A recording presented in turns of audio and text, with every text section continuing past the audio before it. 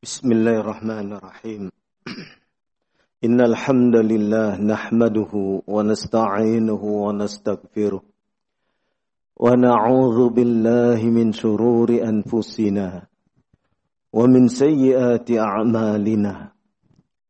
May yahdihillahu fala mudilla lahu wa may yudlil fala hadiya lahu. أشهد أن لا إله إلا الله وحده لا شريك له وأشهد أن محمدا عبده ورسوله يا أيها الذين آمنوا اتقوا الله حق تقاته ولا تموتن إلا وأنتم مسلمون يا أيها الناس اتقوا ربكم الذي خلقكم من نفس واحدة وخلق منها زوجها وبث منهما رجالا كثيرا ونساء واتقوا الله الذي تساءلون به والأرحام إن الله كان عليكم رقيبا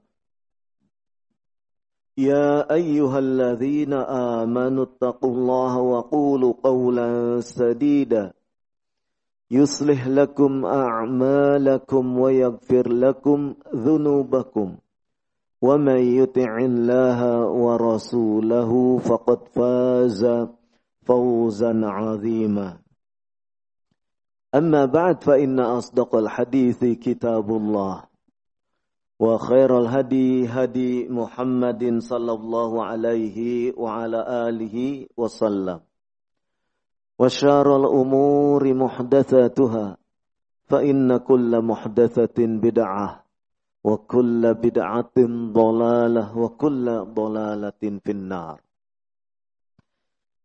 Alhamdulillah, kita panjatkan syukur kepada Allah Subhanahu wa Ta'ala. Dialah satu-satunya zat yang telah memberikan beragam kenikmatan kepada kita. Ragam nikmat itu menjadi sebab kita mampu menunaikan apa yang dititahkan oleh Allah dan Rasul-Nya. Dengan sebab nikmat yang Allah curahkan kepada kita, kita bisa menunaikan kewajiban-kewajiban, menunaikan beragam amal saleh, amal ketaatan kepada Allah Subhanahu wa Ta'ala. Sungguh beruntung seorang hamba yang senantiasa berupaya berada di atas al-haq, berada di atas jalan kebenaran. Karena sesungguhnya seorang hamba yang senantiasa berjalan di atas kebenaran, artinya ia mendapatkan al-huda, satu bentuk petunjuk, satu bentuk hidayah, yang tentu saja tidaklah hidayah itu Allah berikan kecuali bagi hamba-hambanya yang ia kehendaki. Di dalam salah satu risalah Al-Hujajul Qawiyah, Syekh Abdul Salam bin Barjas rahimahullah menyebutkan, ad-da'watu ilallahi ta'ala ibadatun azimatun. Mengajak manusia berdakwah ke jalan Allah Ta'ala merupakan satu bentuk ibadah yang teramat agung, teramat luhur nilainya. Sehingga dakwah ini merupakan satu aktivitas yang tiada ada bandingnya. Disebutkan di dalam ayat, Allah Subhanahu wa Ta'ala berfirman, "Wa man ahsanu qawlan mimman da'a ilallah wa 'amila salihah wa qala innani minal muslimin." Dan siapakah yang lebih baik perkataannya? Mimman da'a ilallah, dari orang yang menyeru, mengajak ke jalan Allah. Wa amila salihah, dan ia pun beramal soleh, beramal kebajikan. Wa qala innani minal muslimin, dan ia mengatakan sesungguhnya saya adalah orang-orang yang berserah diri. Makna daripada ayat ini, kata Syekh Abdul Salam bin Barjas rahimahullah, la ahada ahsana qawlan minhu, bahwasanya tidak ada seorang pun yang lebih baik perkataannya dari orang yang mengajak, menyeru ke jalan Allah subhanahu wa ta'ala. Maka Allah subhanahu wa ta'ala disebutkan oleh Syekh Abdul Salam bin Barjas rahimahullah, wa hathu 'alaiha. Maka Allah subhanahu wa ta'ala memberikan dorongan, memotivasi hamba-hambanya yang beriman untuk senantiasa berada di atas jalan dakwah, ad-da'watu ilallahi ta'ala. Dan menjadikan orang yang menunaikan dakwah tersebut ahsanan nas qaulan, sebaik-baik manusia dalam hal perkataannya. Sebaik-baik perkataannya, sebaik-baik orang yang melontarkan kata-kata ketika ia mengajak orang untuk berada di jalan Allah subhanahu wa ta'ala. Betapa dikatakan sebagai sebaik-baik perkataan, karena orang yang mengajak ke jalan Allah artinya orang yang mengajak untuk selalu melakukan kebaikan. Karena Allah subhanahu wa ta'ala senantiasa memerintahkan kepada hambanya untuk selalu berbuat kebaikan.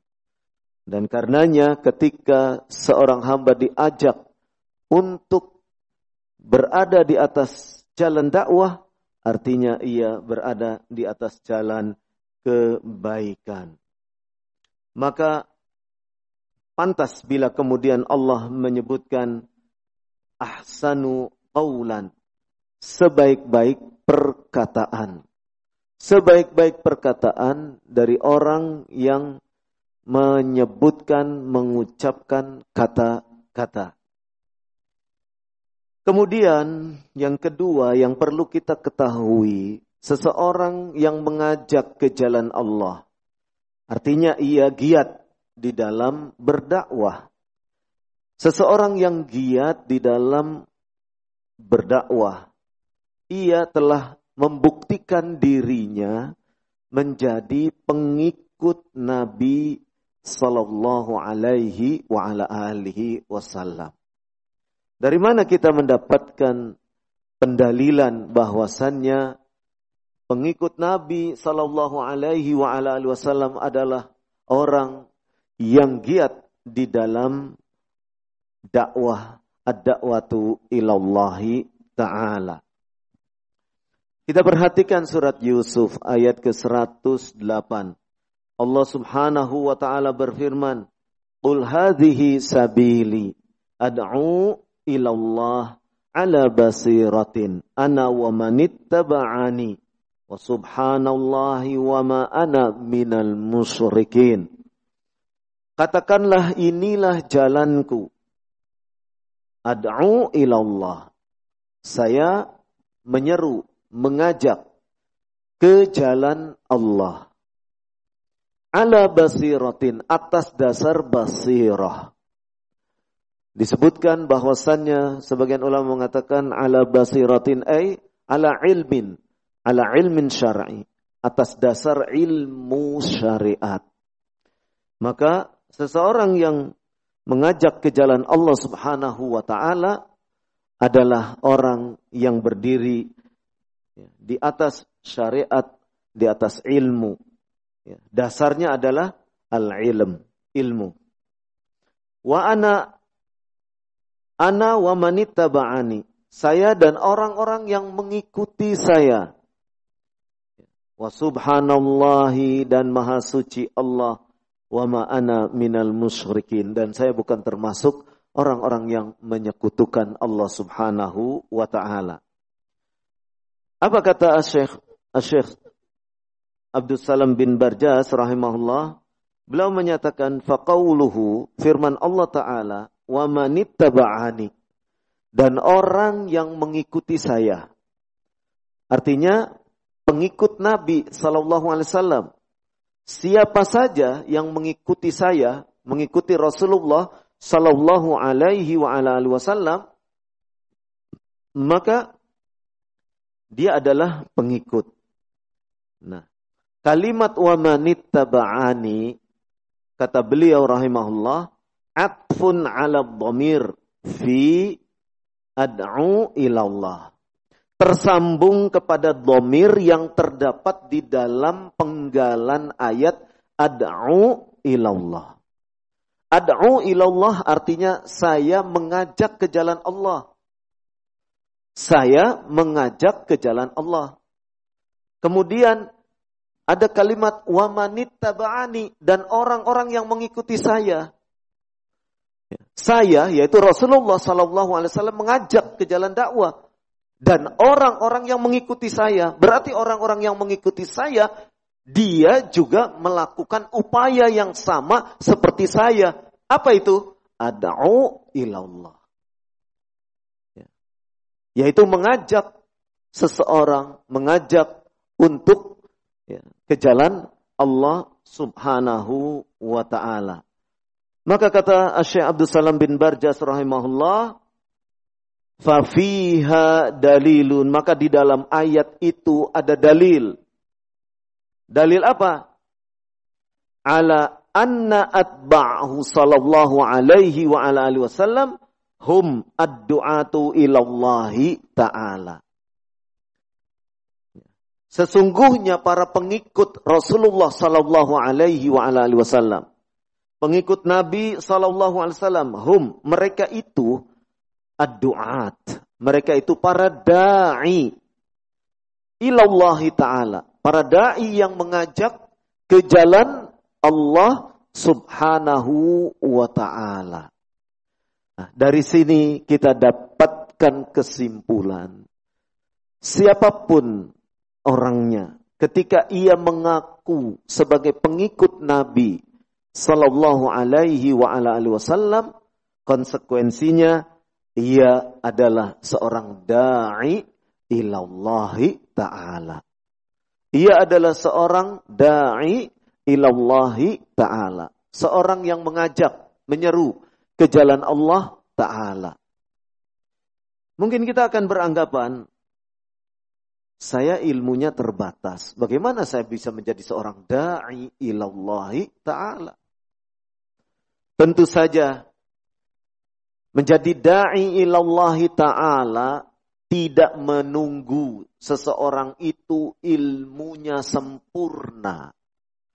Karena tidak akan bisa seseorang itu mencapai pada taraf ilmu yang sempurna. Kenapa? Karena ilmu itu begitu luas. Semakin seseorang mendalami, semakin seseorang berkecimpung di dalam ilmu, maka ia akan semakin merasa dirinya banyak kekurangan. Sehingga dia akan terus terpacu untuk selalu mencari, menuntut ilmu. Nah, karena itulah tidak ada dari kalangan para ulama yang telah menyatakan ilmu saya sudah sempurna, ilmu saya sudah tinggi, ilmu saya sudah, tidak ada. Imam Ahmad sendiri ketika ditanya, sampai kapan menuntut ilmu itu? Jawabannya apa? Hatta mamat. Sampai kematian itu datang kepada seseorang. Dari sini menunjukkan selama seseorang itu masih hidup, ia terus memiliki kewajiban menuntut ilmu. Ya, karena menuntut ilmu itu sampai seseorang meninggal dunia. Nah, dari situ menunjukkan tidak akan pernah selesai seseorang untuk menuntut ilmu. Kecuali ia sudah dimakamkan. Karenanya ketika seseorang menjadi seorang da'i ilallah ta'ala, maka tidak harus menunggu ilmunya sempurna. Tidak harus kemudian menunggu ilmunya tinggi. Tentu ketika ia mengaku sebagai pengikut Nabi sallallahu alaihi wasallam, ia memiliki kewajiban untuk berdakwah, mengajak manusia ke jalan Allah Subhanahu wa taala. Maka ketika ia berperan sebagai dai ilallah taala, peran sebagai dai itu disesuaikan dengan taraf kemampuan yang ada pada dirinya. Kalau ia tidak bisa berbicara di hadapan masyarakat, di majelis misalnya, atau di mimbar, maka ia bisa berbicara dengan masyarakat melalui majelis-majelis yang non formal, melalui dia misalnya bersilaturahmi ke rumah seseorang, atau melalui media-media yang ada. Di situ bisa ia temui 1-2 anggota masyarakat dan menyampaikan ilmu, menyampaikan dakwah. Tidak mesti harus berlama-lama, berjam-jam, tidak mesti. Ia menyampaikan satu nasihat, mengajak seseorang untuk sholat, mengajak seseorang untuk hadir di majelis ilmu dengan kata-kata yang pendek, dengan kata-kata yang singkat. Itu adalah bahagian daripada dakwah itu sendiri. Menasehati seseorang agar senantiasa bersabar menghadapi ujian hidup misalnya. Jangan berputus asa dari rahmat Allah Subhanahu wa taala. Dengan kalimat-kalimat yang pendek, itu adalah sudah merupakan termasuk dalam bentuk dakwah.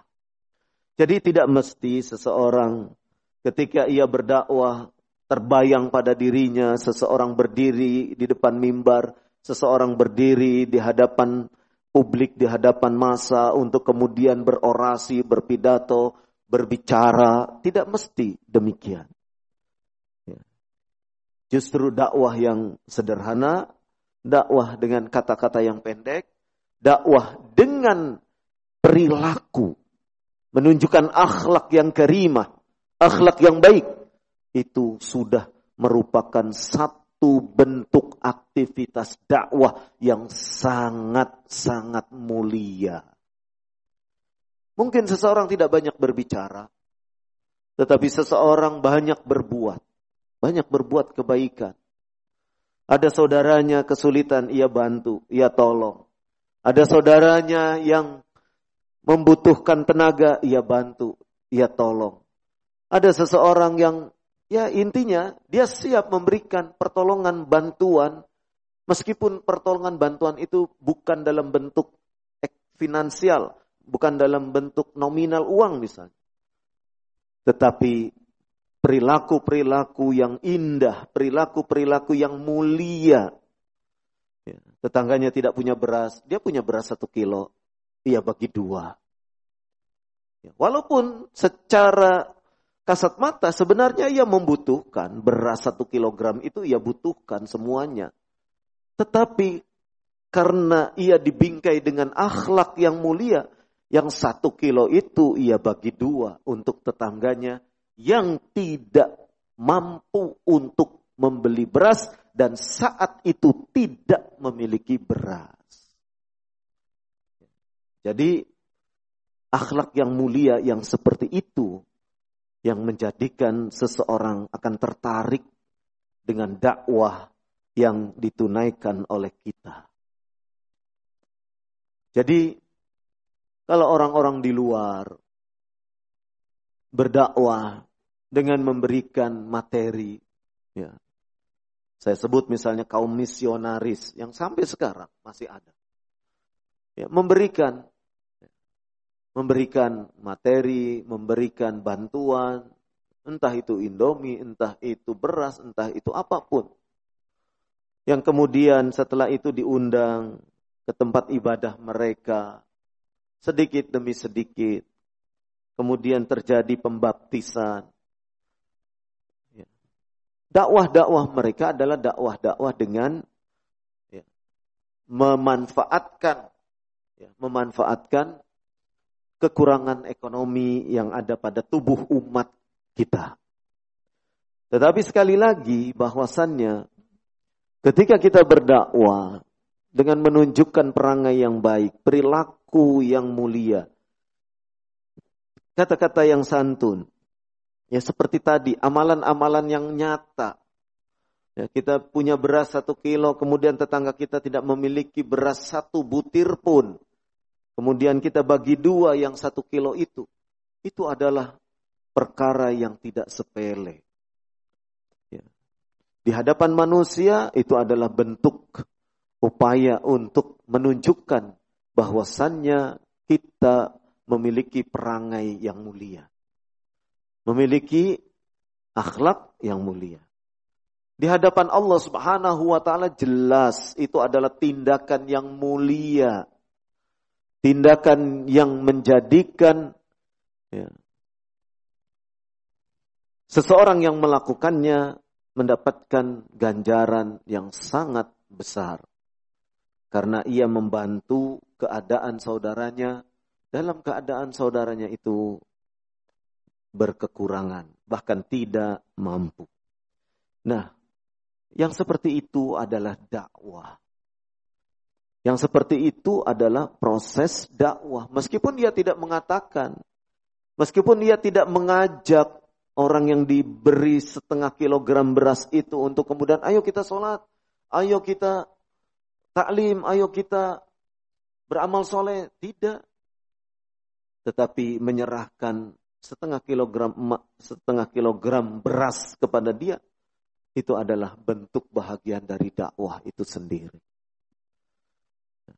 Nah, jadi dakwah dalam bentuk amal, dakwah dalam bentuk memberikan suri teladan, dan itu semua tentu dicatat sebagai amal soleh oleh Allah Subhanahu wa ta'ala. Nah, disinilah pentingnya ad-da'watu ilallah ta'ala, mengajak hamba Allah Subhanahu wa ta'ala agar terus berada di jalan Allah Subhanahu wa ta'ala, yaitu dengan akhlak yang mulia. Maka kalimat ala basiratin, atas dasar ilmu, itu menunjukkan bahwasannya dakwah yang kita tunaikan bukan di atas dasar mengajak kepada golongan, bukan di atas dasar untuk mengajak seseorang bersikap fanatik kepada tokoh ataupun kepada sosok tertentu. Bukan mengajak di dalam dakwah itu atas dasar supaya ia terikat dengan kelompok atau golongan. Bukan. Tetapi dakwah yang kita tebarkan ke tengah masyarakat adalah atas dasar ilmiah. Segala sesuatunya bisa dipertanggungjawabkan secara keilmuan.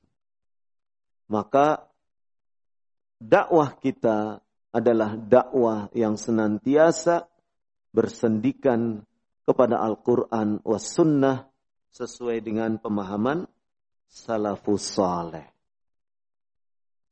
Kemudian perintah untuk berdakwah itu sendiri sebagaimana disebutkan dalam satu ayat, yang ayat ini menjadi dasar. Allah Subhanahu wa ta'ala mewajibkan agar di dalam umat ini ada satu ta'ifah, sekumpulan manusia, sekumpulan orang, tad'u ilallahi ta'ala. Yang ta'ifah ini tugasnya tad'u ilallahi ta'ala. Apa itu? Dalam bentuk membimbing manusia. Ya, di dalam surat Ali Imran ayat ke-104, Allah Subhanahu wa ta'ala berfirman, wal takum minkum ummatun yad'una ilal khair wa ya'muruna bil ma'ruf wa yanhauna 'anil munkar wa ulaika humul muflihun. Dan hendaklah minkum dari kalian ummah, ada satu umat, satu kelompok manusia, sekelompok manusia yang tugasnya yad'una ilal khair, yang tugasnya mengajak orang kepada al khair, kepada kebaikan. Wa yanhauna 'anil wa ya'muruna bil ma'ruf. Ya, tugasnya memerintahkan orang untuk mengerjakan yang ma'ruf. Wa yanhauna 'anil munkar, dan bertugas untuk mencegah ya, orang lain melakukan kemungkaran. Wa ulaika humul muflihun, maka merekalah orang-orang yang mendapatkan keberuntungan. Jadi dengan tugas-tugas seperti ini, ya, dengan satu, mengajak orang untuk al-khair, kepada kebaikan. Yang kedua, ya'muruna bil ma'ruf wa yanhauna 'anil munkar, melakukan al-amru bil ma'ruf wa nahyu 'anil munkar. Maka tugas yang mulia ini ada pada diri umat. Ada pada diri umat. Sekumpulan orang, yang sekumpulan orang ini mereka adalah bahagian dari pengikut Nabi sallallahu alaihi wa ala alihi wasallam. Allah Subhanahu wa taala juga memerintahkan kepada orang-orang yang beriman untuk mengajak ke jalan Allah. Dalam surat An-Nahl ayat ke-125, Allah Subhanahu wa taala berfirman, "Ud'u ila sabili rabbik." Ya. Serulah, ajaklah manusia ke jalan Allah, ke jalan Rabbmu. Bil hikmati wal mau'izatil hasanah, dengan cara yang hikmah, dengan cara memberikan nasihat yang baik. Wajadilhum billati hiya ahsan, dan dengan cara mendiskusikan dengan baik, ya, dengan sesuatu yang lebih baik. Maka tugas yang mulia ini akan bisa ditunaikan baik secara perorangan, terlebih lagi dalam perkara yang sifatnya kolektif, yang sifatnya jama'i. Sehingga di sini di dalam dakwah itu perlu adanya ta'awun 'alal birri wa taqwa. Adanya saling menolong dalam berbuat kebaikan dan ketakwaan. Dan ini tentu saja merupakan wujud perintah Allah Subhanahu wa taala ketika seseorang menunaikan dakwah, mengajak orang lain untuk berjalan di atas jalan Allah Subhanahu wa ta'ala. Artinya berjalan di atas kebenaran, al-haq. Banyak cara dakwah dilakukan. Tidak bisa dengan cara berbicara, dengan cara tulisan. Tidak bisa dengan cara tulisan, dengan perbuatan, dengan amal perbuatan. Ya. Tidak bisa dengan cara amal perbuatan, ya tentunya dengan nasihat-nasihat ringan, nasihat-nasihat yang cukup dengan kata-kata yang singkat, padat, jelas, dan bisa kemudian diamalkan oleh orang yang didakwahinya. Seorang suami menasehati istrinya, jangan begitu, nanti anak kita bisa patah semangatnya, misalnya. Itu nasihat. Itu nasihat. Dan nasihat itu singkat saja. Ya. Dan kalau nasihat itu kemudian ditunaikan dengan baik, artinya ya, istri kita atau ibu bagi anak-anak itu, dia mengikuti apa yang diserukan oleh suaminya. Yang suaminya sebenarnya dia sebagai da'i ilallah. Karena tidak boleh kata-kata itu kemudian menjadikan orang tertekan, menjadikan orang terzalimi, tidak boleh. Maka Suami kemudian menasehatinya, jangan seperti itu. Itu nasihat. Ya, walaupun kata-katanya cuma mungkin 1, 2, 3 suku kata. Atau 5, 6 suku kata. Tetapi itu adalah bentuk kebaikan, bentuk nasihat, bentuk kata-kata yang menggugah perasaan seseorang untuk kemudian tidak mengulangi lagi perbuatan buruk. Itu adalah dakwah. Ya, jadi tidak perlu dengan berpanjang kata, tidak perlu dengan berpanjang lebar.